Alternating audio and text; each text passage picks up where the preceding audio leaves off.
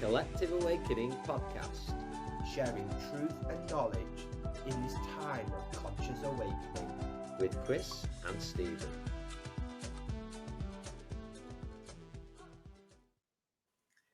Hello friends, and welcome to the Collective Awakening podcast. Chris and Stephen here for another episode, and we welcome a new guest to the Collective Awakening. Great pleasure to welcome Blaise Kennedy. Really pleased to be able to connect with him. He recently reached out and we connected. We've been communicating through email and really looking forward to this episode. And one of the discussion points as we started communicating was Collective Awakening, which of course is the name of this podcast. And so Blaise, welcome. It's a pleasure to welcome you for this episode. Thanks for having me. Yeah. And a great place to start was if you could give us a bit of an introduction into the work that you are currently doing and facilitate at this moment in time. Right. So I've been working professionally for maybe 4 or 5 years since my second daughter was born. And where I started and where I'm going, there's a progression. So when I started, I was really focused on giving people personal skills, which means like meditation or the spiritual path in general is an applied skill or orientation to life. There's something that you realize that you can do, and then you do it over and over again, and that takes you somewhere. So you give people practices or ways of looking at life that are productive. And the more that I worked with people, what I started to realize is that the things that work for each individual, they're not necessarily the same. That we're all coming at consciousness with different capacities, with different blind spots, and each of us really needs to be met uniquely on our spiritual path. So as I have worked with more people and I've put those people together in groups to create community, I've started to really orient to universal practices or a universal framework that allows all beings, all people to be successful. And so I still teach through my curriculum and the things that I really value, but that keeps evolving. It's much further than when it started on. And there's 4 things that I'm really interested in teaching. And one is personal realization, the nature of reality, awakening in its most pure sense, and what I consider very traditional. The second is relationship. Often this is thought of as therapy. You know, you have a therapist as someone who really can see you and feel you and care for you. It's the special person. But the skills that really good therapists have, or the ability to be related to people, is a skill that you can teach broadly to communities of people, whether they're therapists or not. So I teach that as a practice. That is a pathway to healing. And it's also a pathway to awakening, but it's a pathway to healing when we are seen and felt, and there's a space that can receive us. We don't have to hold things inside anymore.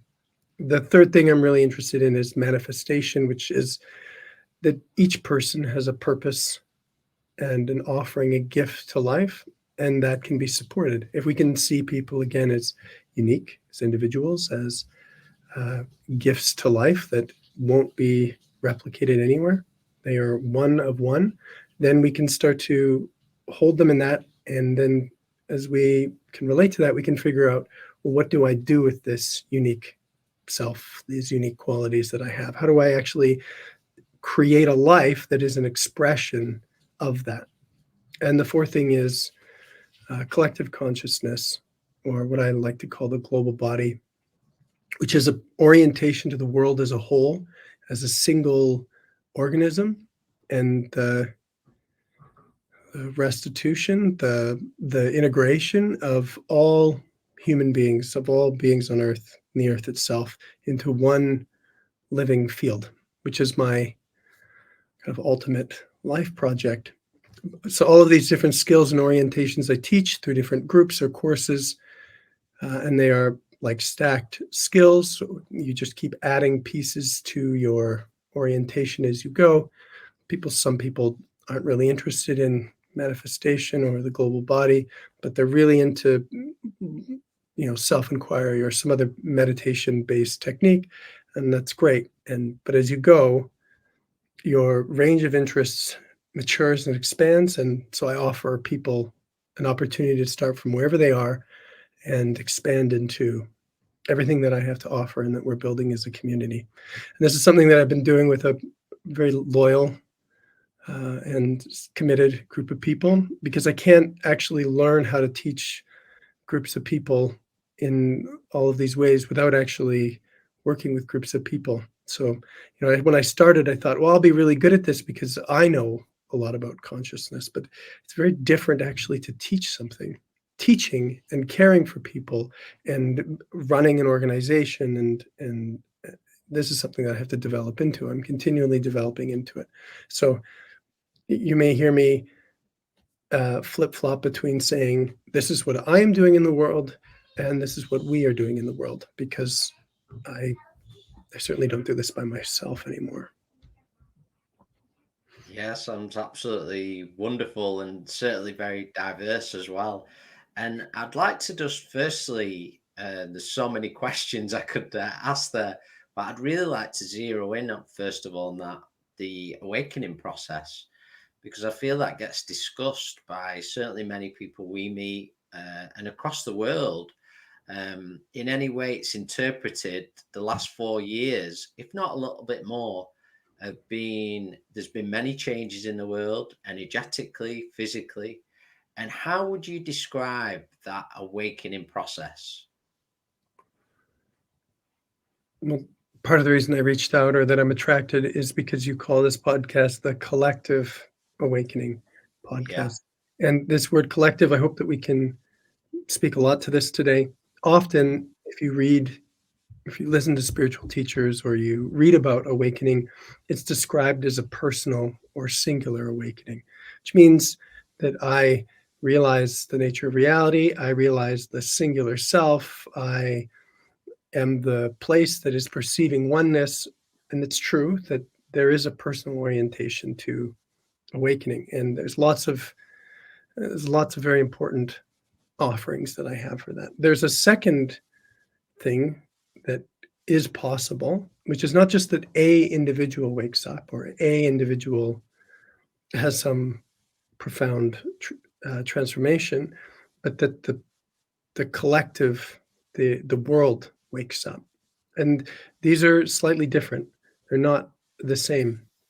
So in the personal awakening process, what I would emphasize is there's two features, primary features. One is there is an opening of consciousness or an opening of focus, which allows you to see a bigger perspective. You can fill in lots of spiritual words. There's a surrender, there's a letting go, there's an opening, there's a realization. For me, all of these are a function of a relaxation of focus, a relaxation of consciousness that allows you to see and feel the big picture, the full experience of being. And the second feature is as there is a relaxation, there's going to be a lot of movement.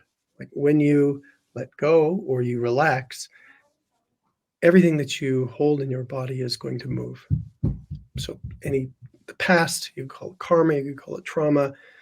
If it's stored and then you relax, well, it's going to move. And that's because thoughts, feelings, and sensations are by nature movements. They're energy. They're not designed to be static. So when you relax, you empower your energy to do what it does, which is move.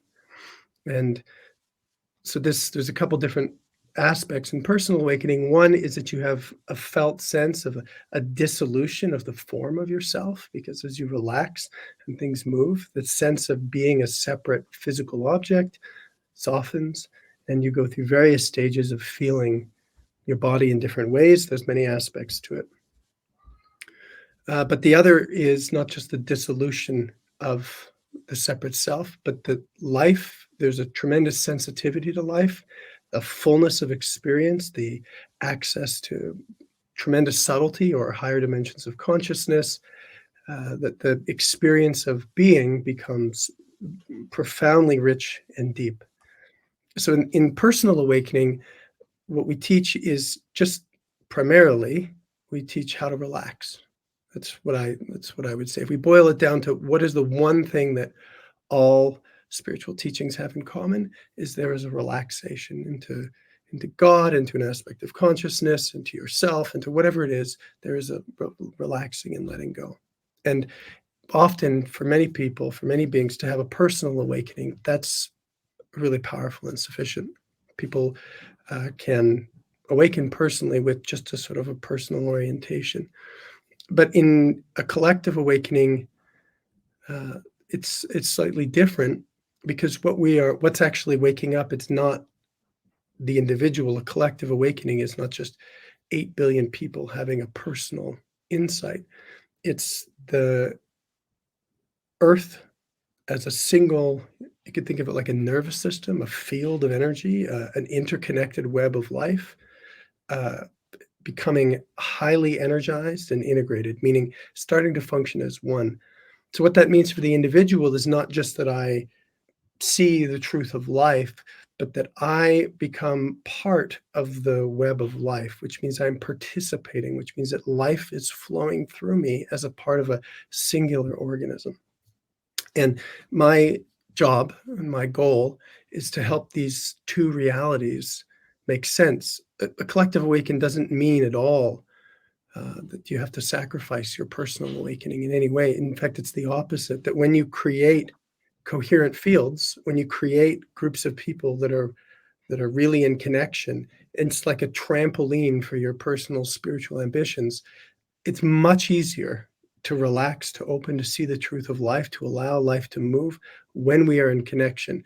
For me, the idea that individuals can wake up in an unhealthy system, in a traumatized, fragmented world, is an adaptation. That's what you offer people when collective awakening is not possible.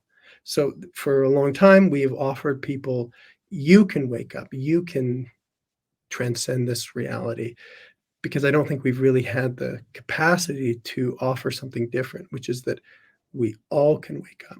So for me, I love the personal orientation. It's something that we absolutely can support. And if you catch the bug, the seeking bug, so to speak, you're not going to be able to let go until you get what you need.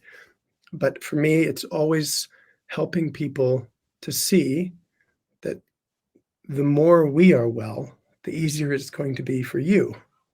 And there's this healthy balance between my personal path and process and the process of the world and the process of other people. And so the skills that we have to teach to support that orientation are quite diverse, as you said, or broad.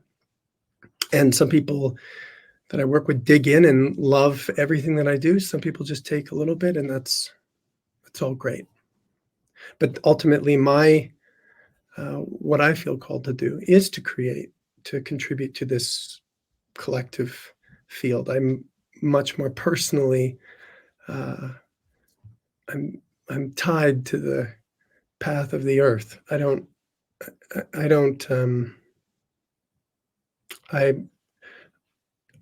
have a lot of stake in the game of what happens here as a human being, and as a result, I feel very responsible to the whole. And this is what I want to spend the rest of my life doing, rather than overemphasizing personal development, personal awakening, and this personal experience that I described earlier. Wow, amazing. Absolutely amazing. There's so many points that I want to make there, but I just wanted to just touch upon meditation, and it's something that we feel very passionately about at the Purple Mountain, the importance of meditation. And you find a lot of teachers do overcomplicate the process of meditation. Actually, meditation is just becoming present, is just bringing your awareness inward, and that all the answers and all the light that we all seek is already seeking us, is already us. We are already light and love. So that, for me, that's very, very powerful. But I remember watching a clip somewhere about a tribal leader from Peru talking about nature and the Western world, and he said the thing with a lot of the Western culture as a whole, part of the awakening, is our reconnection back into spirit, our reconnection back to spirit, our reconnection back to nature. And when you look at the Native American Indians, they talk about that God is a nature. We are nature by our physical bodies, and it can't be found in a church. So we are transcending away from those, I feel, those old programming, and really going within the simplicity, the simplicity through meditation, and that really reconnection, I feel. And it's really interesting when we talk about love, when we talk about love as well. And I know me and Chris talked about this, that, people search in the world, technology is going to help me with love, this is going to help me with love. No, we are already love. We are the epitome of light and love and nature. We are already, we can't become someone we're not. So my question to you is, how important is meditation then? There will be people listening to the podcast and they'll be wanting to get ideas. And I think this is what this podcast is about. It's about, sharing tools and ideas, how people can take with them. What can people take with them today, listen to this podcast, that will help them in their personal awakening? Yeah, that's a beautiful question. I'd start by coming back to something you said. You said spiritual teachers can complicate meditation, but it's really simple. It's just about being present. We are the love and light that we are seeking. And what I hear is that that's true for you. And so meditation for you is to do the thing that comes easily for you and makes sense. And so if we have 8 billion people on the planet, one of them, Stephen, says, that's my path. That's what really makes sense to me. And as a teacher, I go, do that. That sounds wonderful. That sounds beautiful. Other people will say different things. That what is easy and what makes sense to them is different. Some people will say, will be really interested in the experience of being aware, the spacious quality of being aware. Some people are really seeking connection, and the felt sense of connection really makes sense for them and lands. So as I've worked with people, what I've realized is every time I offer meditation this is what meditation is, this practice. For example, resting into awareness. There are people who are going to go, wow, that's amazing. That works so well for me. And then there are going to be people who go, no, I don't get it. It doesn't really feel right. And rather than getting those people to just keep doing something that's not right for them over and over again, I've really broadened what I'm offering as meditation. And what I am inspired to offer is a place where people can sort of sit at a buffet of qualities of consciousness that bring about presence. And again, this sense of being awake, of present, of being here, of the experience of life slowing down and expanding. The number of ways or doors for people to experience that is quite broad. And to anyone listening, I think the most important thing is that you find something that you love and that you are motivated to do, because the spiritual journey requires intensity, like dedication. It's quite. It will take everything from you. It takes everything that you have ultimately, and so to really catch fire in that way, the best way to do that is to do something that you're really motivated to do. If someone gives you a practice or an orientation to life that doesn't really land for you, and you try to discipline yourself to do it because someone told you to do that, that's not particularly efficacious. What's much more valuable to me is to be offered a number of options and to really feel which is this what's true for me? Is this what works for me? And then to be supported to do that. And when I say to be supported to do that, is to be seen in your unique intelligence, to be valued for what you are doing and contributing, to have a community of people that support you to do this rather than to do it from isolation. The number of people from isolation who are going to be burning for awakening or suffering so intensely that they are able to bring about the motivation in and of themselves is very, very, very low. Most people are not going to be able to apply themselves fully to their spiritual process without a lot of support. And that's not to diminish at all their perseverance or capacity. It's actually through relationship that we function well as human beings. We're designed, that's in our nature, to be in relationship. So to anyone who's listening, I would suggest that you move towards the things that feel right for you. And it may take you some time to find that. It may take you support. It probably takes you support to find that. And wherever you start, that is you have your foot in the door. Whatever you find, a teaching, a practice, an orientation to life, a saying, whatever it is, that's like a wedge. And if you keep doing that, you will grow in your development, and you will get more and more of the spiritual path will make sense to you. So you don't have to understand everything or what some particular teachers. You just have to have enough that it causes you to pay more and more attention to the present moment again and again and again. And so when I teach meditation now, I'm trying to figure out, I'm learning, I'm practicing figuring out how to say, it can be this, it can be this, it can be this, it can be this, because these are all aspects of one thing. So in the past, spiritual teachers might say, oh, I don't know, relationship or nature, those aren't pure practices. Those are distractions in some way. What you actually should be doing is this, because that's what I teach and that's what works for me. But as we grow as a culture spiritually, as you describe, we have a lot more to offer people. Again, whatever it is that really resonates with you, that's what you should be doing. And so for anyone listening, learning to trust what feels right for you and what you have motivation for, wherever you have aliveness, that's your spot, that's your place. And it's about putting yourself in positions where you can feel that and have that be nurtured. And for some, guess as well. Go on, sorry. just quickly, and for some people, that's going to, like for me, it looked like I was very motivated to meditate. I spent a lot of time sitting still, and it was really productive. It was wonderful.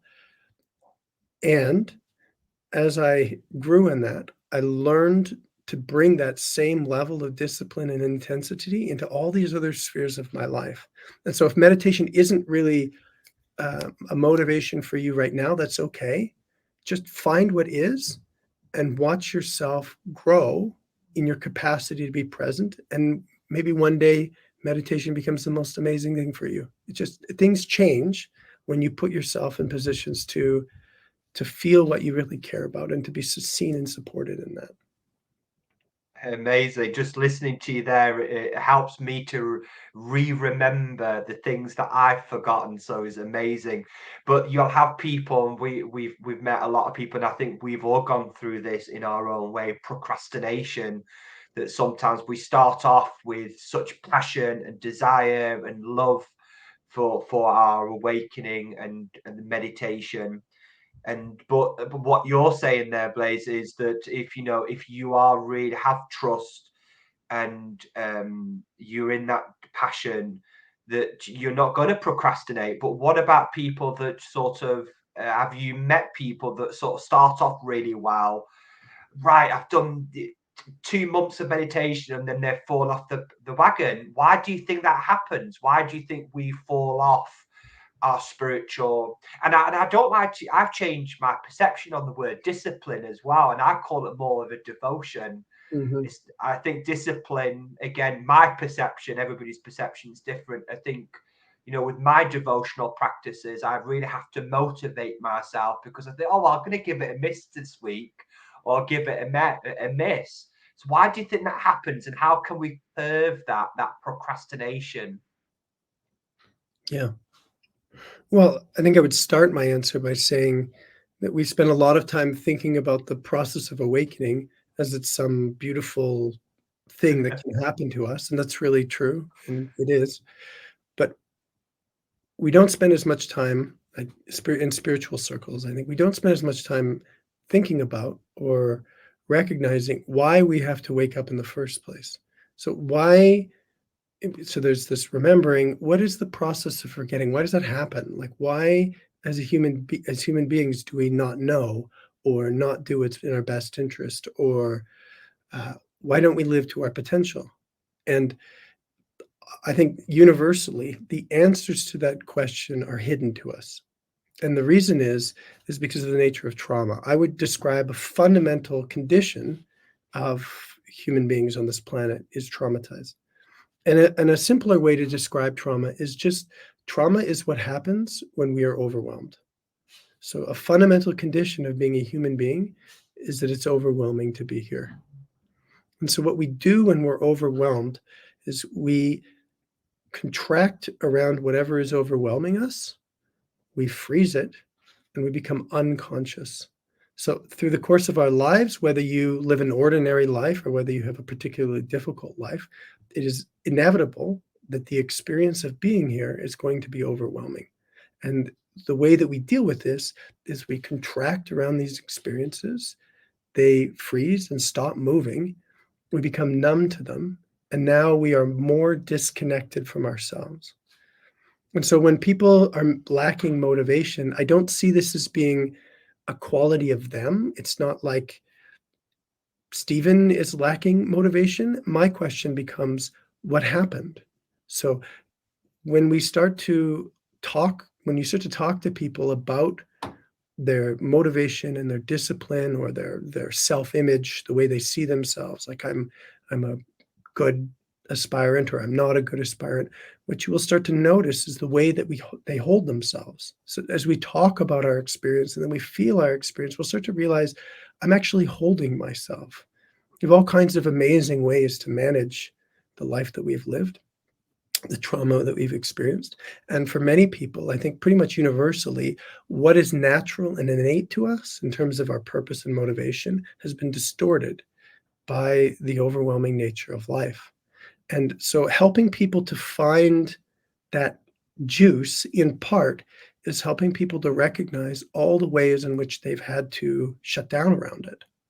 And this is why, again, teaching meditation as a discipline or a practice is not completely universally feasible, because there's only a small number of people on this planet who really decide that they're going to meditate and just zoom off and meditate. What you find most people are concerned about is survival, really, job, approval, making it in this world. And when people get distracted or they do worldly things, I always sort of orient to the fact that they're responding to the world the way the world has been. This world does not reward spiritual practice. We don't have a cultural framework to support spiritual practice or awakening in general, or even health. Really, there's no institutional support of health. So helping people to come back to themselves, this is something that's done through supportive relationship. And often if you sit with people enough, they will find, pretty much always, if you sit with people enough, they will find themselves and they will discover what happened to their motivation. And instead of trying to be different, instead of having a framework of, well, like I have these bad habits, how do I change my bad habits? We develop a kind of a nose or an eye or an ear for, how did I develop these bad habits? Like, what is the architecture of my laziness or my procrastination? And over again, we find, there's just hidden energy. There's just missing fragments of my wholeness that have been contracted around during the process of my life. So instead of thinking I need to be better, an orientation to trauma helps us realize I just need more of myself. I struggle because of my absence. I don't struggle because of the way I am or my presence or my true nature. I struggle because parts of myself are offline, because parts of myself are not in the flow of life. And so when I'm not doing what is in my best interest or what I feel I really am called to do, I start to go, instead of being bad on myself, like, how can I find and liberate more of my energy? Because this energy naturally wants to participate. I don't have to make my soul want to be here or to express itself. I just have to help support it to incarnate and flow into life. And in a relational framework, in a community that really understands trauma, where all the individuals see life in this way, we bring the virtue of discipline. It softens into a virtue of vulnerability and seeing people where they are, and the process of supporting people into opening. You don't have to be perfect in any way. You don't have to be strong or hardened or a really good meditator. You just have to show up, and the community will hold you. And the more energy is freed, the better the community gets. So for me, the part of the answer is to create spaces that are not performative, that are not based on how much discipline you have or how much you can meditate, but in how much we can open to each other and hold each other.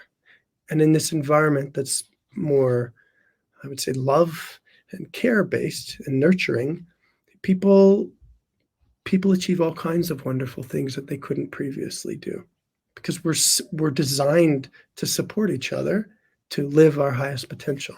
So that's my answer for now to your question. Amazing. I think just listening to you, Blaise, as well, I guess that where we do the work on ourselves, or bringing in our awareness inward, we look at the barriers, perhaps the barriers, the traumas, the distortions, or the programming that is distorting us from being us, and that what we have done to ourselves we can also undo on ourselves as well. Bringing, I think a big thing that's happening, in my opinion, is bringing that awareness inward and taking self-responsibility for self's health and well-being, if that makes sense as well. I think that's a big realization I feel that's happening where we are, where people are not the victim in a way. They're not submissive or passive. They're powerful, beautiful beings of light and love, and that showing your vulnerability is not a weakness. Showing a man showing their vulnerability is not a weakness as well. We can hold one another, but I guess it's the barriers, isn't it? I think the trauma, is it inevitable that as we reincarnate, does everybody carry some form of trauma? Do you think it's just part of human nature? What's your thoughts on that? Well, first, you're in England, and often I think about European history. If you go on Wikipedia and you look at European history, it's a violent history. It's tremendously violent history. Human history is extraordinarily violent. And what often happens is that when the violence comes to an end, we forget about it. We just think, oh, it's come to an end, like the war in Iraq, it's come to an end, or slavery in the United States, it's come to an end, or some persecution in some other country, it's come to an end. But it doesn't actually come to an end. What happens is that we store overwhelming experience. So the history of the world, for me, is a history that is storing pain. The entire world is storing pain, the past, because it was inherently overwhelming. And our ancestors were able to survive that, but that doesn't mean that they were able to complete or process those experiences. There's a difference between surviving life and processing it. And so often if you look at history in the older generations, you talk about things are changing. The attitudes, what people believed in the past, it required to survive, is different than what we experience now. So if you look at my generation, your generation, and younger generations, we have very different attitudes about what it takes to survive and thrive than our predecessors, because our predecessors lived in a much harder world, a much more violent, disconnected world. And that keeps softening. And as it softens, what happens is the pain of the past surfaces into the capacity that we have today. The pain of the past surfaces, and this is good. So to be born on this planet it doesn't really, it's not just what happened to you or what was going on with your parents or whether you had a nice childhood. It's the field, it's the history of the earth. No matter where you were born and what your circumstances are, you are being born into the history of the earth. And the more that you do your spiritual practice and the more sensitivity you recover, the more you recognize this. You go, this is a global epidemic, that the unresolved past is affecting all of us. There's no way of escaping that. And personal awakening is going to give you the capacity to move through a tremendous amount of that. It's going to give you the capacity to process a lot of this, but it just keeps happening on this earth. Like the hardship and the overwhelming experience just keeps happening. So as much as I can work on my karma and my trauma and my pain, which is essential, it's very important. What we start to realize is like, it's like this for everybody. Yes, I have barriers, as you say. Yes, I have pain, but so does everybody else. Yeah. The entire world is experiencing this. You look in your families, the further you go, you start to realize it's everywhere. So what do we do about that? What do we do about the fact that it's everywhere? Well, one of the things that we do is we stop tackling the problem individually. I like to think that when Freud and the first waves of psychotherapy happened, they'd have these like special rooms with special chairs and they'd lie and look up. Like the idea of doing therapy or even spiritual practice has been esoteric, kind of in the shadows. It's not really happening everywhere. It's going to be hidden, personal, secret. And the further we go, the more we're moving towards a collective conversation of like, this is actually what it's like here. Like, we're not going to pretend that things are good. We're just going to be really honest. Like, it's not that. That's not to say that there's not beauty and extraordinary qualities to being human and alive. Those all come out through the awakening process. And it's beautiful to live in those. But it's also important to recognize that as a human species, we're not well. And we're not really doing anything actively together about that. And when people work together on the shared problem, the shared humanity, it's much more powerful. It's much easier to work on this stuff with other people than it is on your own. And so a lot of what you're talking about, this change in culture, is something that needs to be modeled and encouraged. We model it, encourage it.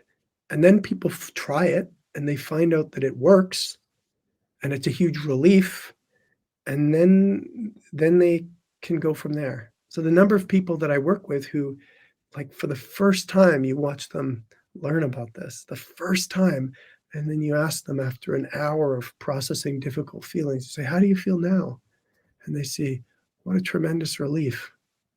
Like, I know I've been carrying that forever, but I just wasn't turning my attention to it. And now it's just so easy to be present and to be here. Everyone's in the same boat. We're all in the same boat. And my life's purpose is to help us actually work together on this common problem. Wow, amazing. I found that very inspirational. And I guess we need more communities coming together back into the tribe, the village side where everybody's holding space for one another. And I like that, by talking, listen, those very simple free skills that a lot of people have forgotten. Just sitting, listening, observing, and just being yourself and showing your vulnerability and just talking. I like that. We need more sitting down, let's talk. But I'm really interested in the energetic side, about what's happening globally. So if we talk about this awakening, so what's happening as I'm working on myself, I'm awakening me, is that rippling in energy force, a vibration to my family, and then my family's vibrated to them? What's happening on the quantum energetic vibration, if that makes sense, if I've got my words right there? Sure. So maybe we just start by providing a little map. Physically, we're separate. This allows us to I'll use English language, to play footy. If we weren't separate and the ball wasn't a solid object, we couldn't have a football game. It's your team versus my team. If I score, I get a point and you don't get a point. We're separate physical objects. That's a part of reality, and that's not going away. But the more that you feel yourself, the more that reality takes on different properties and qualities that are really important to notice. So if we just take a moment, without much practice, you can notice that your sensations are moving, your emotions are moving, and your thoughts are moving. Your body is a flow state. Your nervous system is a flow state. It's always in motion. It's not a paperweight or a football. It is a flow of energy. The more that you feel that and engage with it, you'd call these simple skills. But whether it's in meditation, you learn how to relax and to feel your energy field, which is essential. But also the more you learn to relate, tell people, show people, share with people how you feel, and conversely receive how people feel, you realize that this energy of emotion and thought and sensation, it's not bound by the physical separateness of life. This is the foundation of connection. We feel connected even though we are physically separate. If you ever think about a teacher or a parent or someone in your life who really loved you and saw you, you'll notice how you feel about that. You'll feel good. And you notice anywhere where that hasn't happened, you won't feel good. So we're entering a level of reality of the human experience where there is one fluid exchange of energy that happens between everyone. I could think about it like a web of life or a felt sense of like a fabric.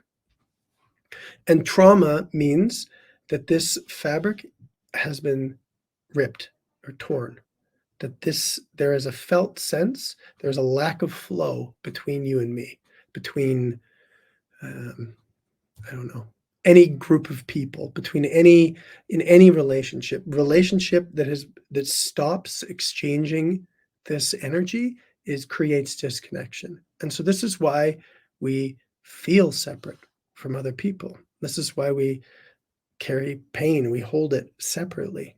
So when there is a relationship that's available, energy does not want to remain separate. I mean, the reason that we have feelings is we don't get angry and sad and feel shame and joy. It's not just for ourselves. I mean, that's true. It's for the personal experience of feeling sad, angry, or joy. But it's communication within the human network. So if a child, for example, says that they feel scared, it's not just so that a child can have the experience of being fear. It's information that's supposed to reach their parent. Their parent is supposed to actually receive the fact that they are afraid and respond to that. So when that happens, there is a living bridge between you and me, and there is a non-separateness between us. When that doesn't happen, when either I'm overwhelmed by my fear or you can't receive it or you turn away, then I stop expressing myself. I hold my energy, and this bridge is broken. So in personal awakening, I feel my feelings, I go through the pain, I have a heart opening, whatever. It's for my personal state of consciousness, and that's true. But what happens is every time your energy is moving, this global nervous system is being innervated, meaning energy is passing through a collective nervous system. So for whatever course of time, human beings have been feeling more and more and opening up more and more and more. And this nervous system is coming into a state of higher and higher activation. We can start to feel this. We can start to feel and make decisions based on all of us. So in terms of our ancestors, it's also true that you will find that if you stay with your own personal experience more and more and more, you will find that your ancestors, people who are spatially not connected to you, people who are not in the same room with you, you will start to feel connected to them. It's an amazing discovery. I work with people on Zoom from all over the world, just as we're talking over the world, and yet it doesn't feel like that. When we really become present and we really start to feel into what we were experiencing and the fact that we're here together, that sense of being separated by vast distances collapses because the underlying reality is of one fluid experience of energy passing through one experience of being aware. So to get to here, yeah, there is a traditional meditative path. That's true. But the other way is that I sit with people who can be present with me. And as I can feel that, my body's going to express more and more, because that's what it's designed to do. If there's someone that's available, then my body's just going to start to discharge the stored past. Because it's like electricity arcing. Electricity is designed to flow, so is emotion from you to me. So for many people, the first time we can feel this, especially if we don't have a particularly disciplined or drive to meditate, we'll feel this when somebody really receives us and sees us. And so when this happens, energy is leaving my body, so to speak, and moving into your body. And so the dimensions at which this movement can occur is multiple. It can happen within your own family, within your ancestors, within the history of your soul, and everything else that can be expressed. For each individual, there's a lot of potential to explore. But when energy flows, it creates a fabric, and this fabric becomes a higher and higher frequency. A fragmented fabric, whether it's in the individual or within the collective, is limited in the frequency that it can hold. So as the fabric repairs, both in the individual nervous system and within the family and the relationships, it can hold more and more light and a higher and higher frequency. You can think about physical objects are like that. When you repair any object, it gets stronger. It has more integrity.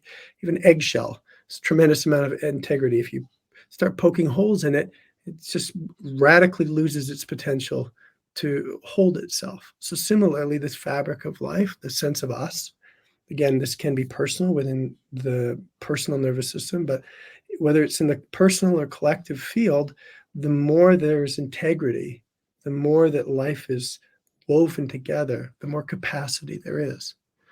And so as this happens as individuals, or the collective does this more and more, what it's going to do is it's going to make this reality more viable or agreeable to us. We're going to start to go, oh yeah, that's possible. I can start to feel that, even if I haven't done the work, because I'm sitting in the field that people are preparing, whether I'm doing the work or not. But what it's also going to mean is that all of the stored energy from the past, we are developing the capacity to hold it now. So it's a good example. In the United States, you'll hear, you'll see tension around slavery, and some people will say, but in the 1950s, things were so good, race relations were at their best, and that was 200 years ago. Why is it getting worse now? Well, it's getting worse, in my view, because there's actually enough capacity now that any charge that remains about this issue can surface. And so a culture that really understands this goes, oh, we're not going backwards. That's not what that means. It means that things are coming forward. What is our biggest problem is when we have issues in life, in our personal life, or conflicts in relationship, or things that happen to us that we don't attend to, and we just pretend or act as if they're not there. That is a frozen, dead space in the fabric of life where energy cannot flow, and it limits the manifest potential of this world. So the more you know this, you realize, oh, when problems come up, that's not at all like I've done something wrong or this group has done something wrong. It's the natural healing process of the individual or the collective. And I want to support that because I start to know the outcome of that is a higher potential. Like the world wants to go towards a higher potential. We just have to stop turning away from these difficult aspects of life towards the past and develop the skills to work to process them together. Wow, I just want to say amazing. I'm going to hand over to Chris. Amazing. Really, all of it really, but particularly that last part, I feel covers a lot and is very interesting in terms of what has been occurring on the earth, as well as some of our histories and some of these thought processes are coming up. I really feel those words can help give a lot of clarity and understanding. And to me, where there's clarity and understanding, then we start to see the lessons. But just backtracking a little bit, I feel a really important made early on when you were talking in terms of meditation, maybe working for you or maybe not. And it's that simple answer, I feel, is when we're going through a process, if we want to call it awakening or whatever anybody wishes to refer it as, we tend to reach out to certain things. Well, if I do that, I will be more awakened, perhaps more spiritual if I do this. And I feel the discovery is actually, all I have to do is be me. That's all I have to do all along, just be me.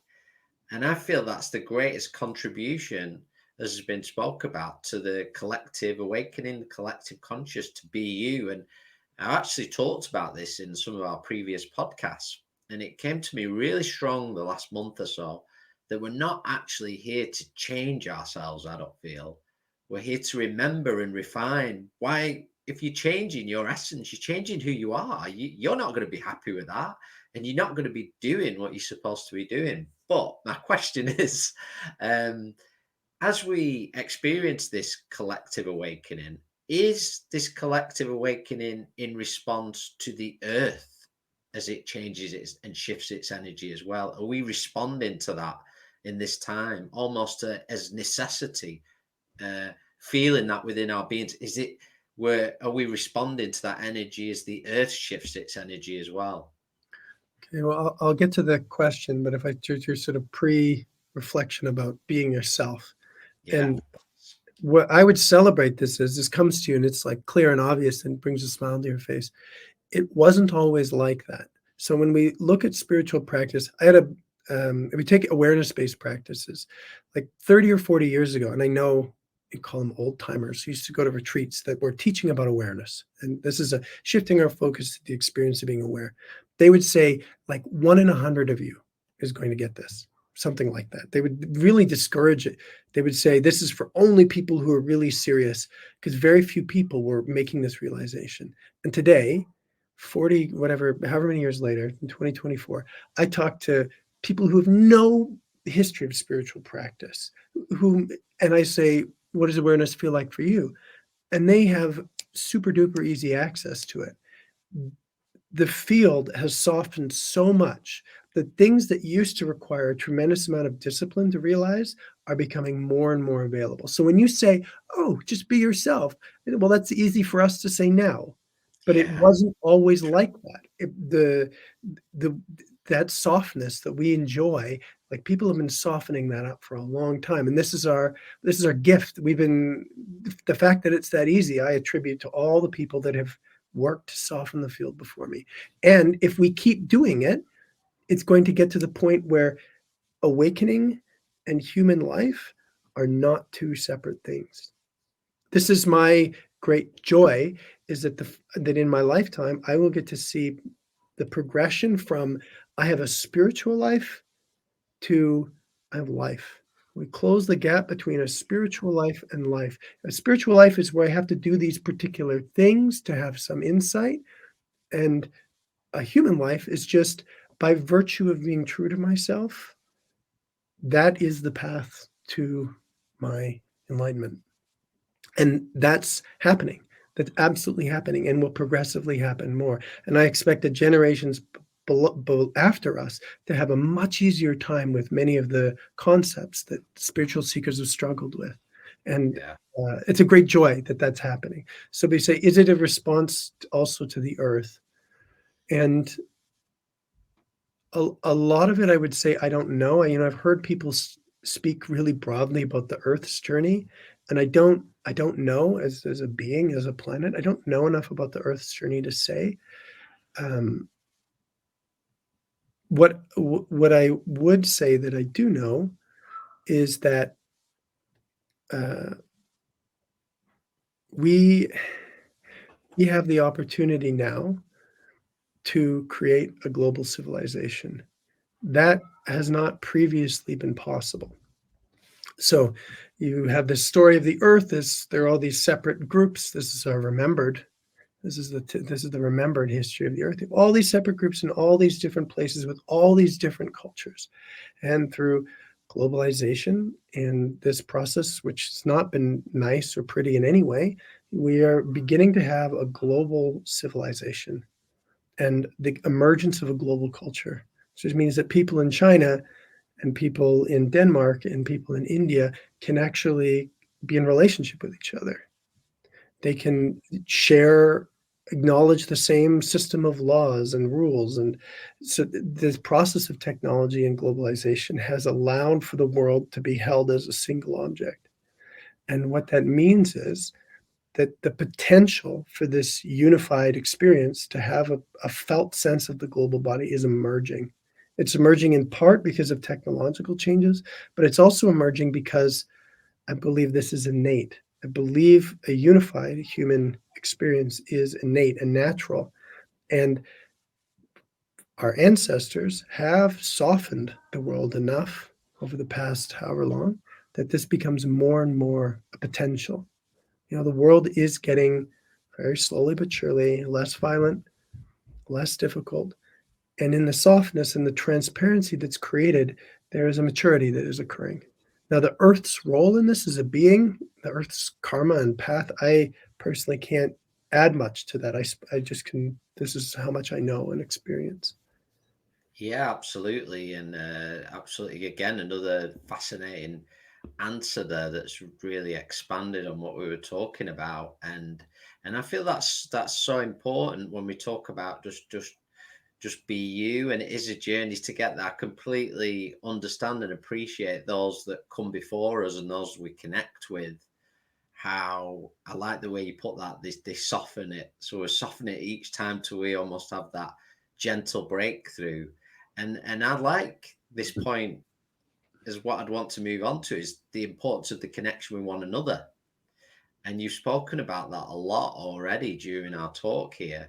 And something we've experienced a lot, myself and Stephen, is connecting with people around the world, which has been an absolute pleasure through this podcast that was created around 2020 as really just a way of connecting with people in 2020. That was how we came about this. And we find it very nourishing as we connect with people like yourselves all around the world. And then we discover, oh, we're talking about the same thing.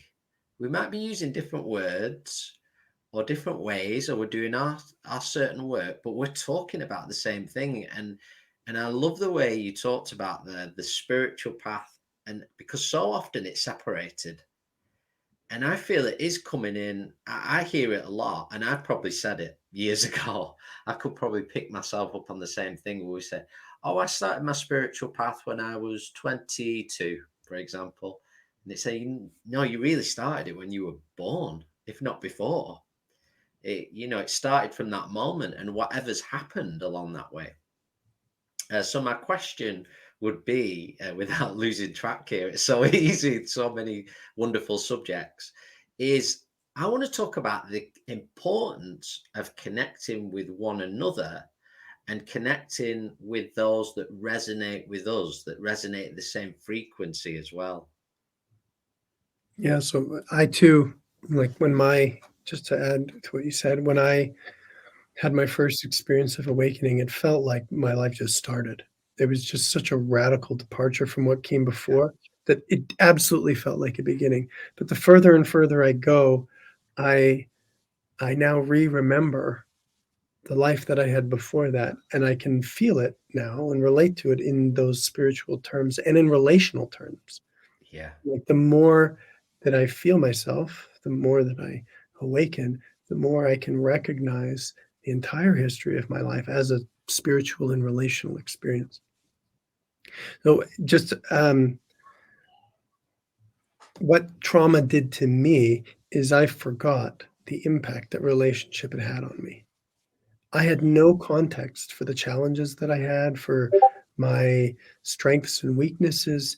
I just thought there was something wrong with me. Really, I had no explanation for why I struggled so much in my life.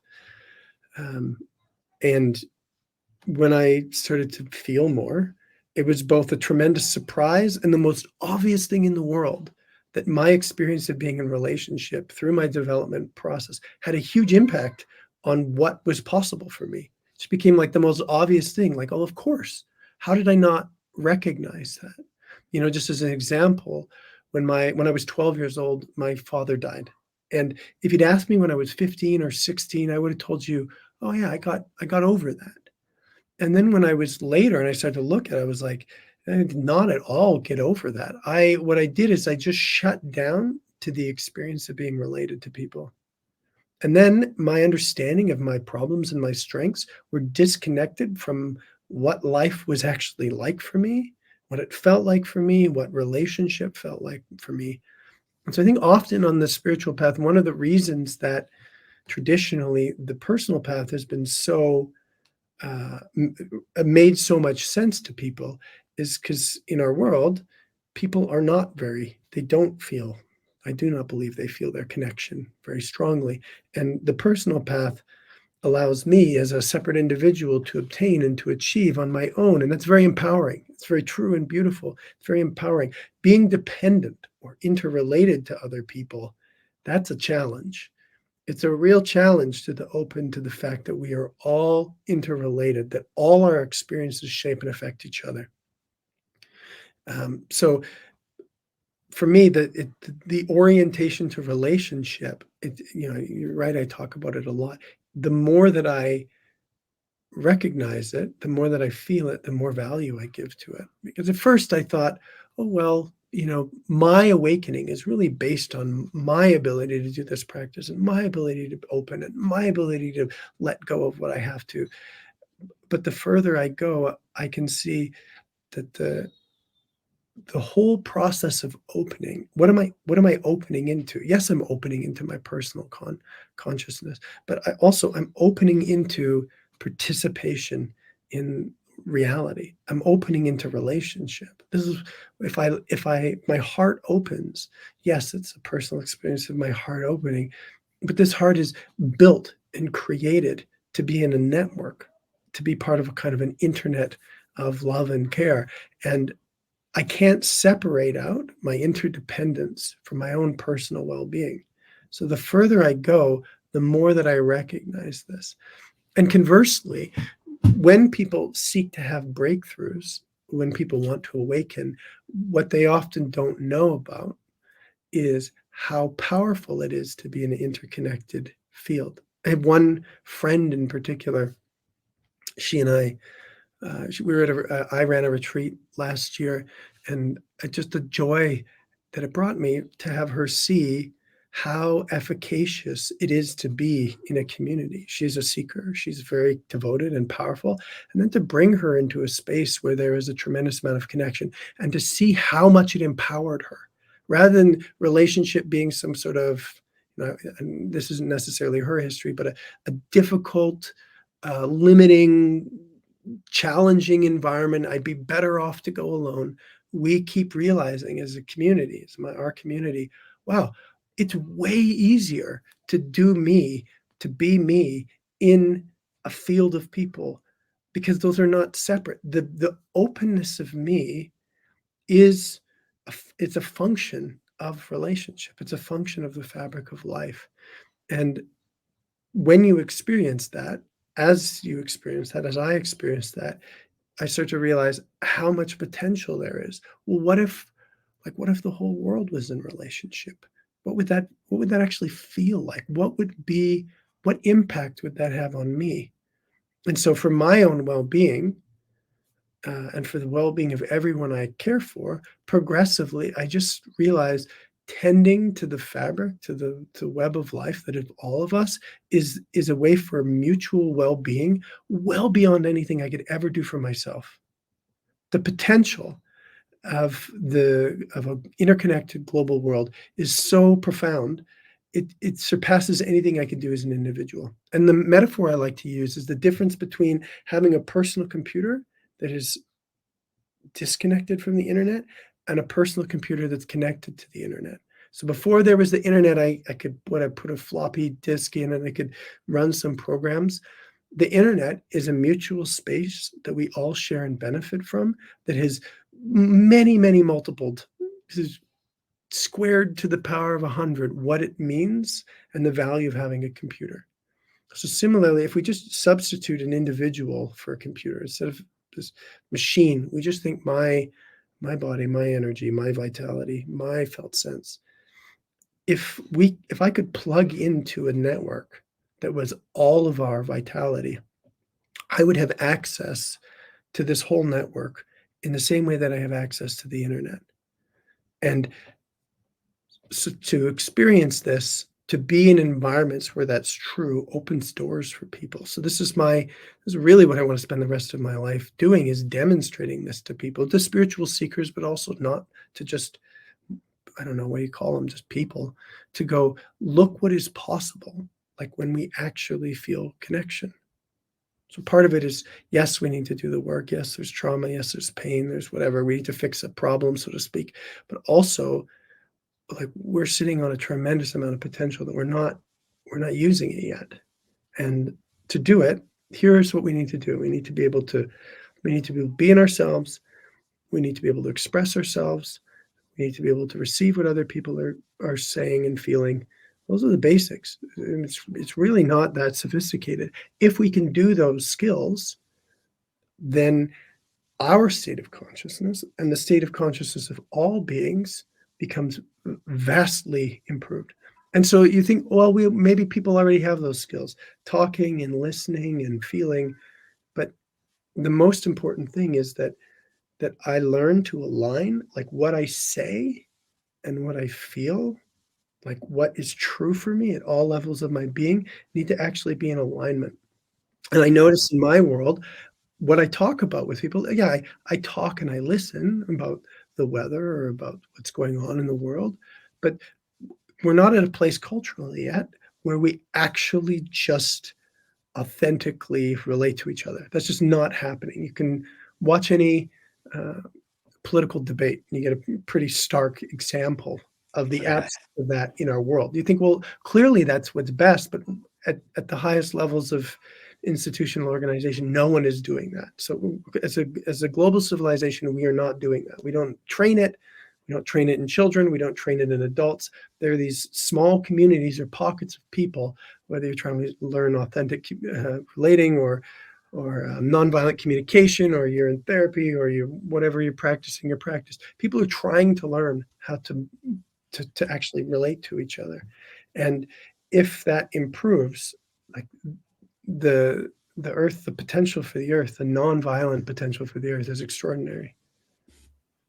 Amazing. It was actually going to be my next question, in a way, which I feel you've moved on to, is that as we come together collectively, as we connect in that way, is that a powerful way of together healing that trauma as well, and the trauma of the lands we live on as well, as you sort of spoke about at the beginning, where wars have been fought and there has been violent times. In that coming together, are we able to collectively let go of that trauma? It's not only the way, I would say it's the only way that it can possibly happen. Because so the way healing works in an individual, the integration of trauma works, is that when the nervous system is integrated, it can hold more charge. So I do my integration practice, whether it's meditation or as I'm describing, to aligning my thinking and feeling and giving space, and my nervous system becomes more and more like an integrated circuit. And into this integrated circuit, the overwhelming past can land. So it's only because I have the capacity to hold trauma that it arises. If I don't have the capacity to hold trauma, what I experience is just the symptoms of my trauma. I don't actually get that overwhelming past landing in me. So if an individual is seeking to heal from trauma, the strategy is really just to create the most robust nervous system that can hold the most amount of charge. The more I can hold, the more trauma I will heal. Collective trauma, the history of the human species and the earth, is so big, it can't pass through an individual. It needs an integrated nervous system of the planet to hold it.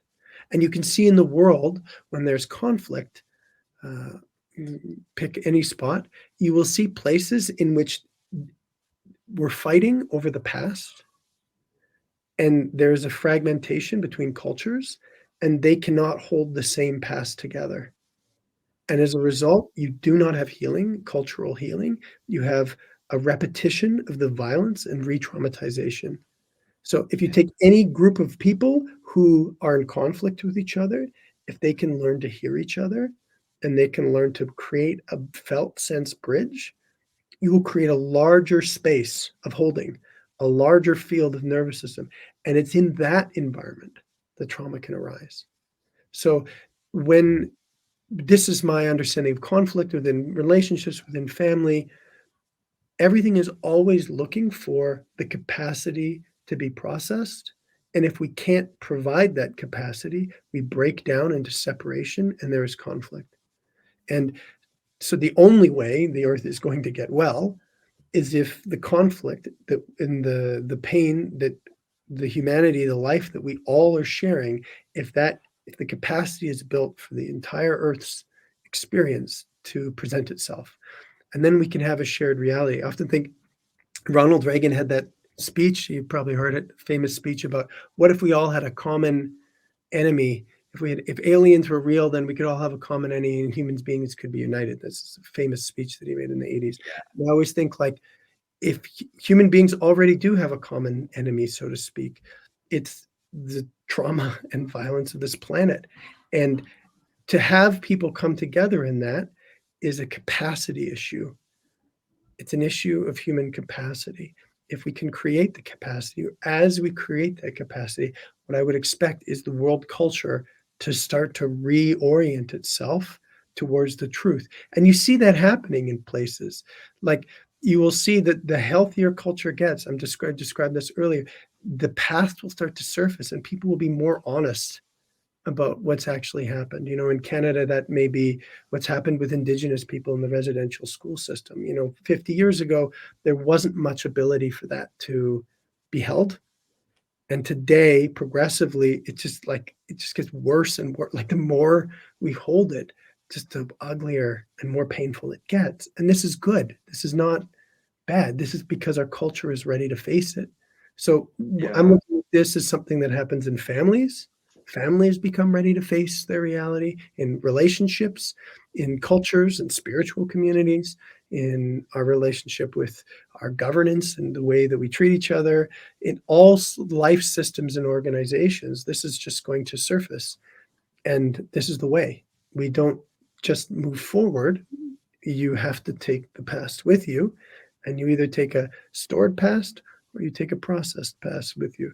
So as we try to move forward in the world, again, there's always going to be this pressure to resolve the past. And this is our way. This is the only way that our moving forward is going to look good, because otherwise the pain of the past is going to limit the potential future that we're moving towards. We will create a dystopian future because there's not enough light here.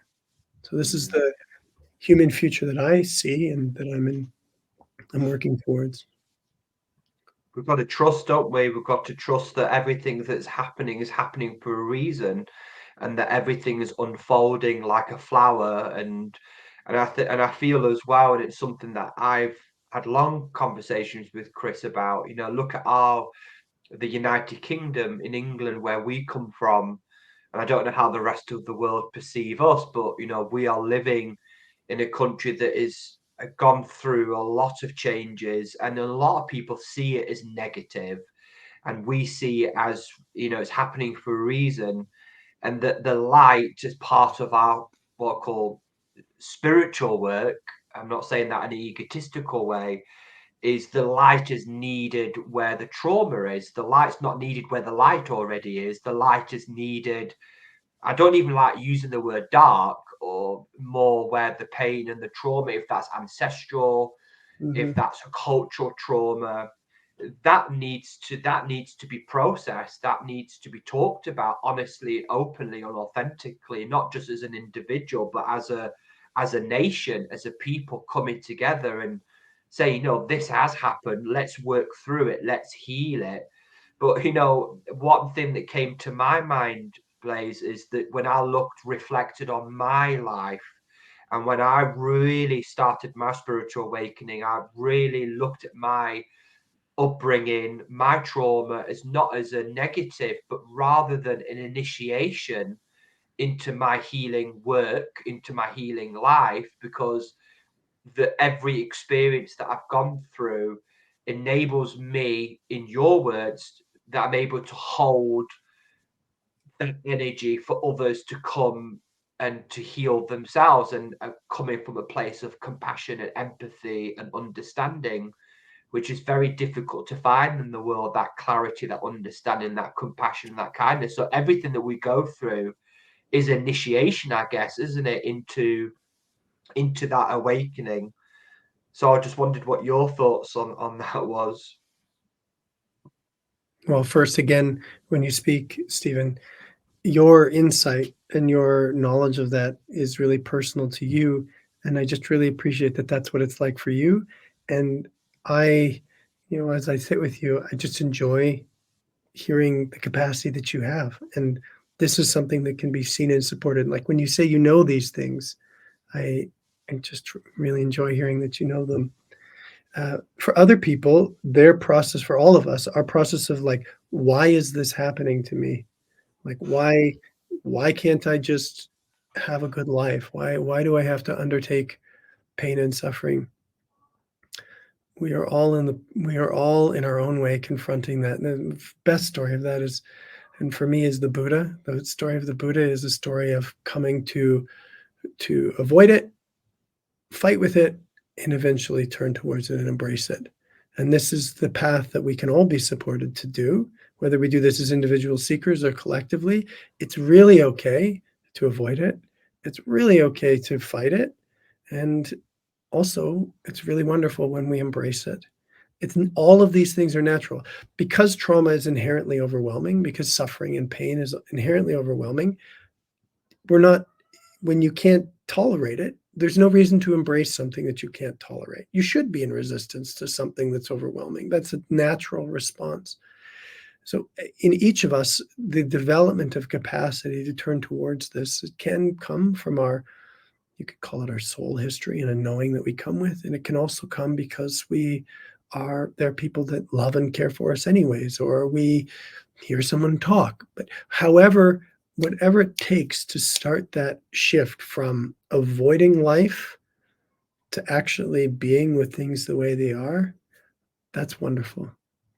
It could come because you saw the movie The Matrix. It could come because, like for me, you had a parent die, and eventually you just couldn't, you were just super stuck. Whatever the doorway is that gets people in, we can celebrate that.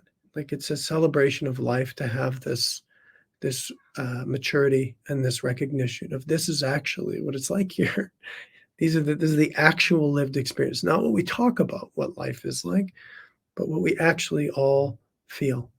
And for all of us, this happens at different times in different ways, and there are different events that catalyze this. But when we talk collectively, always listening for me is like when collectively, when the institutions and organizations of our world start to agree, like that it's not just laws and governance and voting and all these things that make the world good, but it's actually the turning to how we actually feel. When that becomes a serious global conversation, when world leaders hold each other, then we have a very exciting time. Until then, we energize these pockets and we offer them to the greater consciousness, and we hold the challenges of the world, and this field gets stronger and stronger.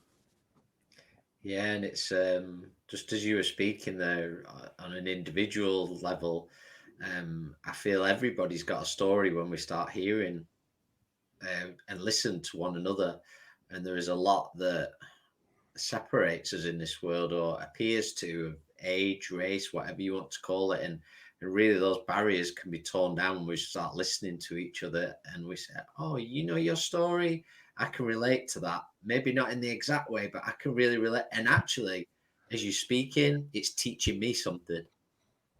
And whether that's young or old or wherever it comes from, we all have something we can exchange and teach with one another.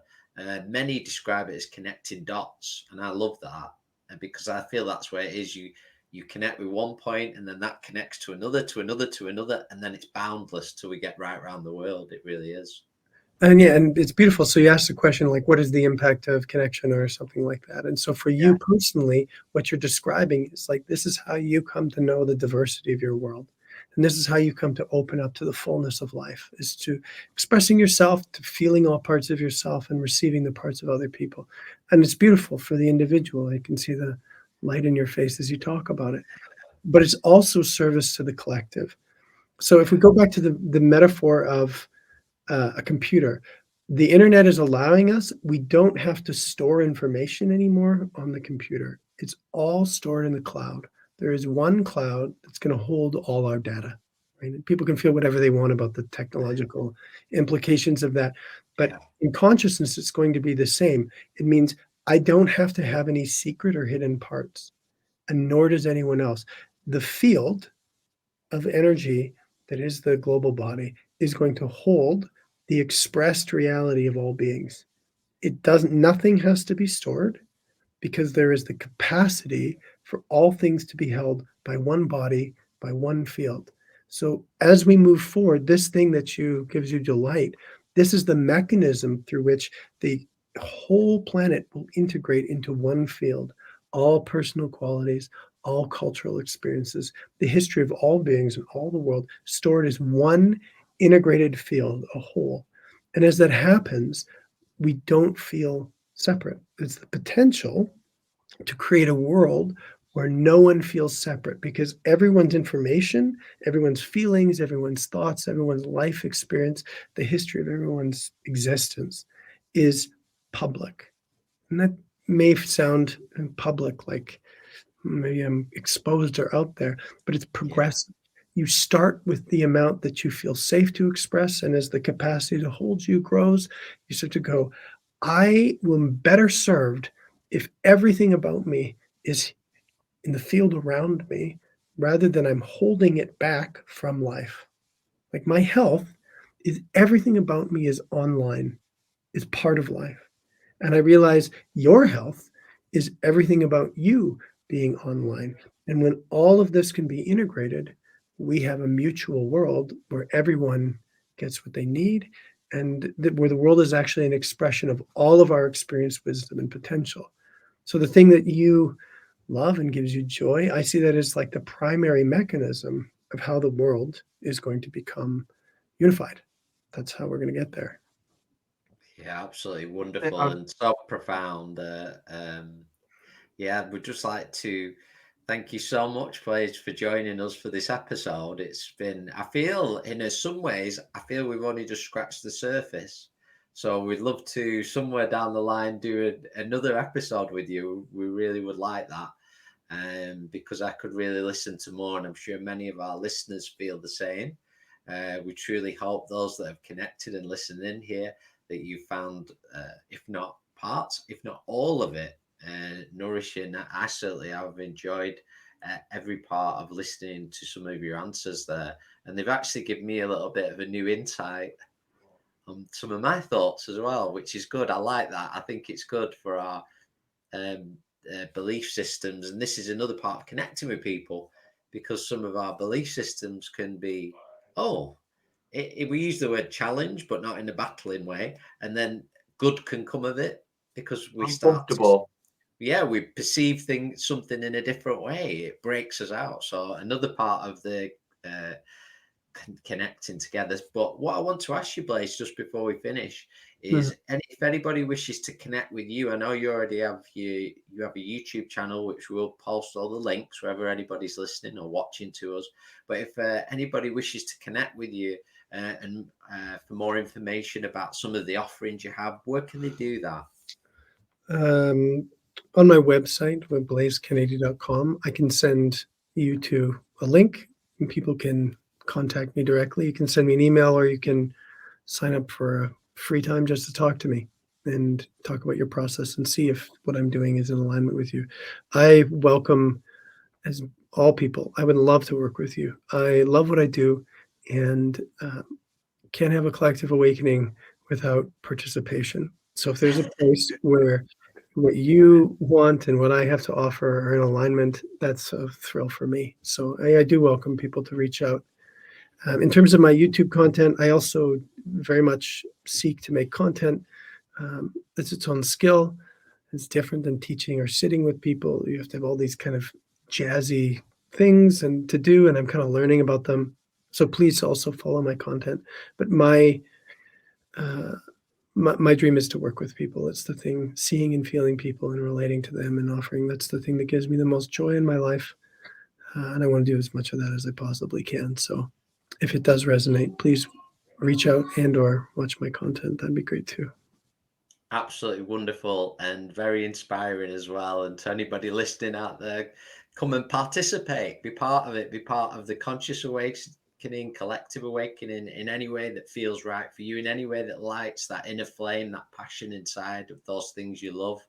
And feel free to be part of this conversation. Please comment and share your knowledge, share what you thought about what we're talking about here. We welcome that.